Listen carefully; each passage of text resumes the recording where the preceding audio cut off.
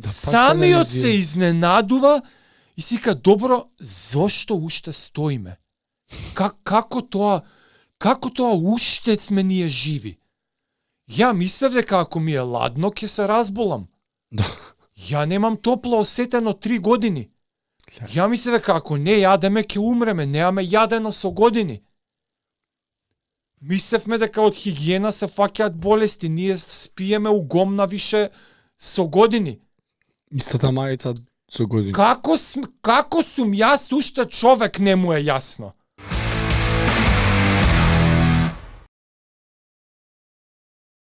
Денеска Виктор Франкл. Сега ова е една од книгите што сигурно многу повеќе луѓе и ние сме ја збореле и многу од принципите сме ги кажувале, ама и сигурно многу повеќе луѓе им е позната книгата.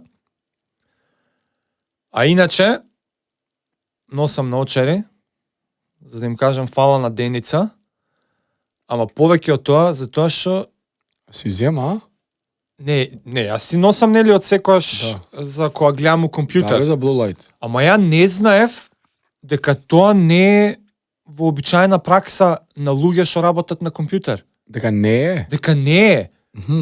И кога си бев у Деница и сега да си земам нови, и мене не ми треба диоптер, не ми треба ништо, ми треба само леќа која што го има филтерот за плаво светло. И ја тие ги викав блу блокери. Не се вика така? Blue Light Blockers, така. Да, ама и сега, знаеш, кога бевме у Деница, пак, поздрав, фала, и ја као најнормално си кажувам, као Blue блокери, као само стакла, да, викам, као, зашто, мислам, толку луѓе знам у IT, компјутери, дремат, гледаат на телефони, на телевизори, све веќе LCD, све плави. А ти знаеш што гледаат и користат? Ја знам, не, ја мислев дека сите се упатени, дека сигурно ќе ти текне ако ти 10 сата на ден поминуваш пред екран. Не е уред за очи, бе. Eventually, не знам, ќе приметиш, ќе ти текне. И Деница ме викаат, ако веќе носи наочари човекот со диоптер, како екстра опција, јас такви имам, им го ставаме. И као луѓе што си носат диоптер, тоа им е познато. Ама јас им бев чуден како некој што не му треба диоптер, а бара такви наочари. И јас си земав за моја одговорност да им кажам на луѓе што вие на вас бе. На луѓето сите што работите на компјутери, не ви треба диоптер, а не носите наочари. Ке ви притреба диоптер, не да ке ви притреба и да не ви притреба главоболки, фокус, замор и што мене најмногу ми влијае е ефект на спиењето. Да? Па ти ај шо нели препорачуваме пола сат до сат пред заспивање да не гледаш во екрани, ама ти малце и да дзирнеш у плаво светло, све се ресетира. Па сега не знам колку не, дека јас сум го мерел тоа до грамови, ама зошто? Зошто ако можеш да го блокираш и тоа малце, макар и аларм да си наместам или кој знае што? Да, бе, ства. Свегаш и сега, ако си имаш наочарче, го анулираш и тој ефект на гледање екрани откако е зајдено сонцето. Оти тоа е проблемот на нарушување на биоритмот. Тоа е уствари корот на причината. Што порано немало екрани, не постоело такво нема нешто, заоѓа сонце и тоа е тоа, ти полека ти се ресетираат тие мелатонини чудо воно. И си влагаш у слип. А сега нели глобален проблем е луѓе не можат да заспијат. Стварно бе.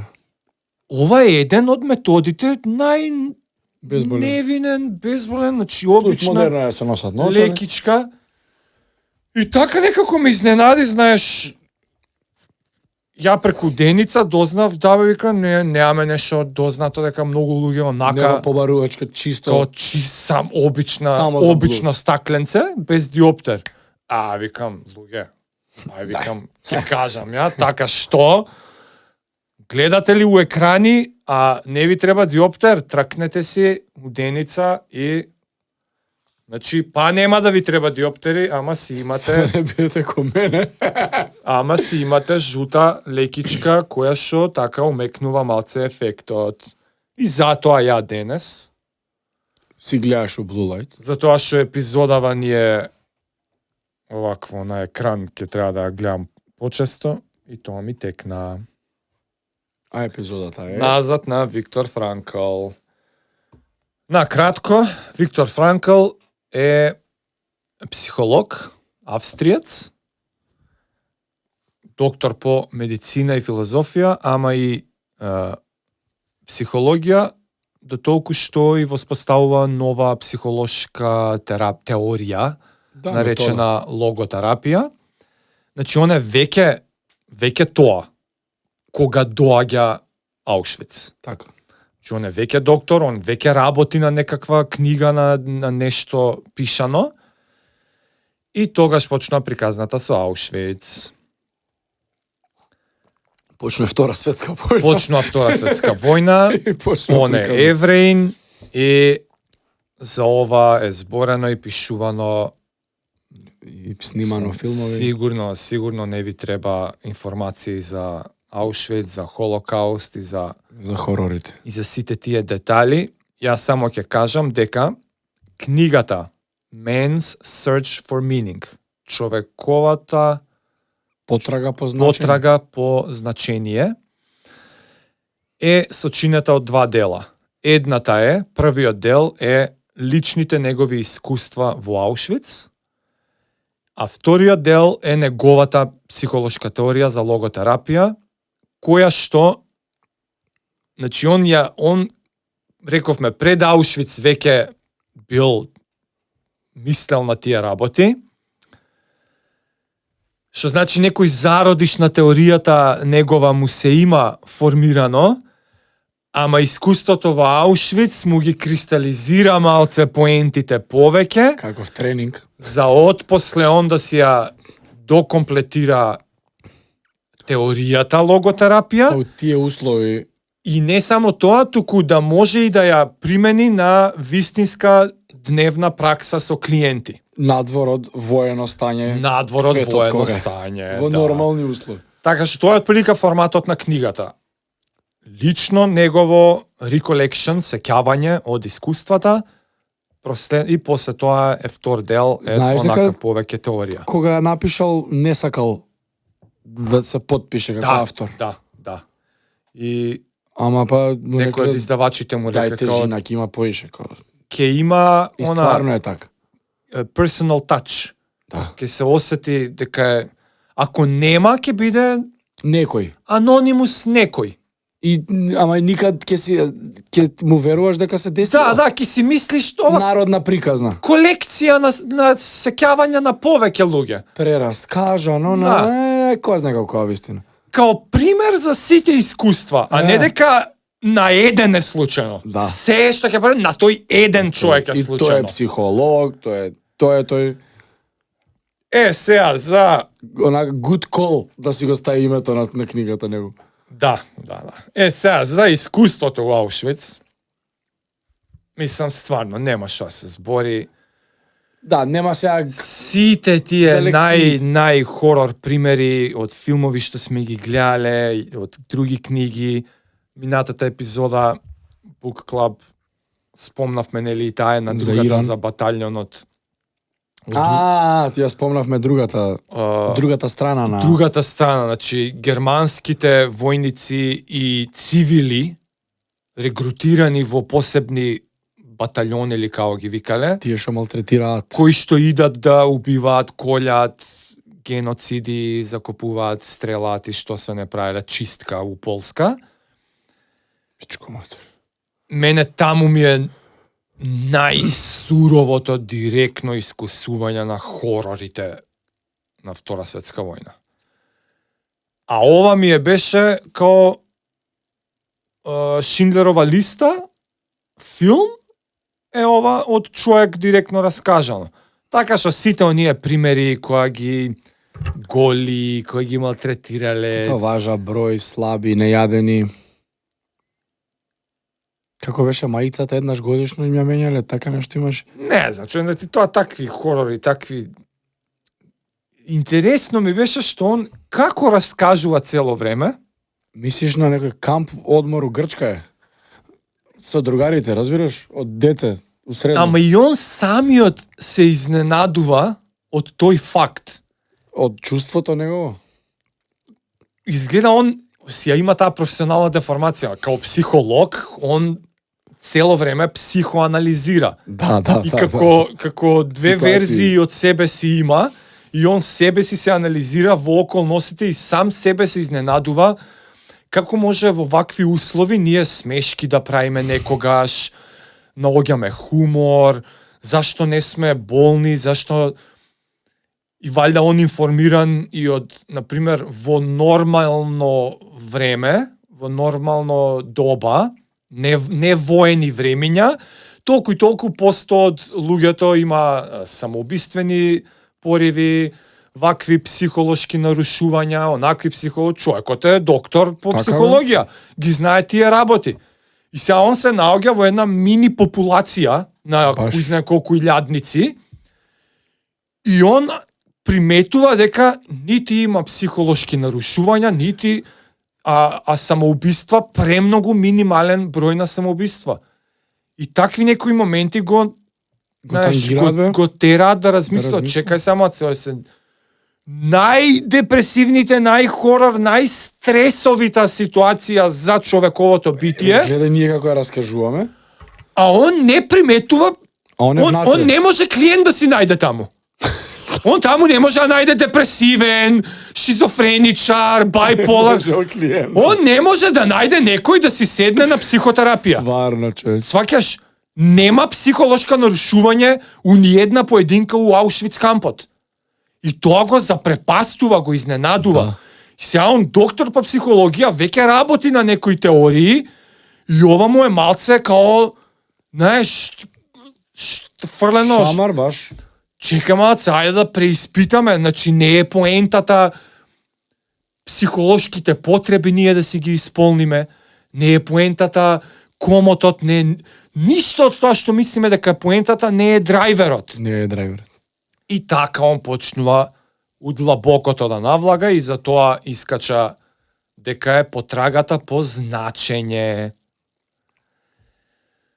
И затоа тие сите хорор примери на Аушвиц, прочитате си книгата, прилично кратка е, посебно по тој дел оди многу лесно. 2-3 сата е. Колку е? 18 гледај што е интересно, ти околу логотерапија. Аха. Ти фатило, а мене па ми фати приказната многу поиш. И дека второ или трето слушање ми е веќе. Па иде ја дека имам читано приказна. Ама и у приказната најдов други нагети што прошли пат не ги најдов. Аха. Сега ги приметив. Па и текнува на некој? Да, како не. У задње време што книги што ги читаме, што ми ги дава, што ти ги давам, се наоѓам, се среќавам се почесто со спиритуалното.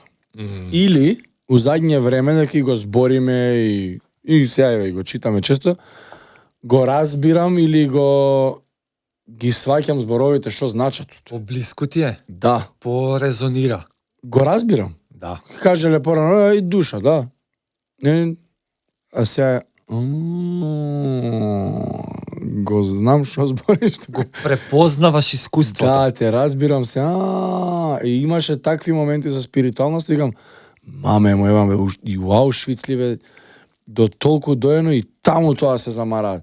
Имаше момент со прави тешки работи. Тоа му е, он на крај тоа му е заклучокот. Со suffering-от. Да. Онака тоа ме воодуше, викам, леле, човече, викам, стварно. Чекај, ги имав напишано. Па не, еве, тоа е кога?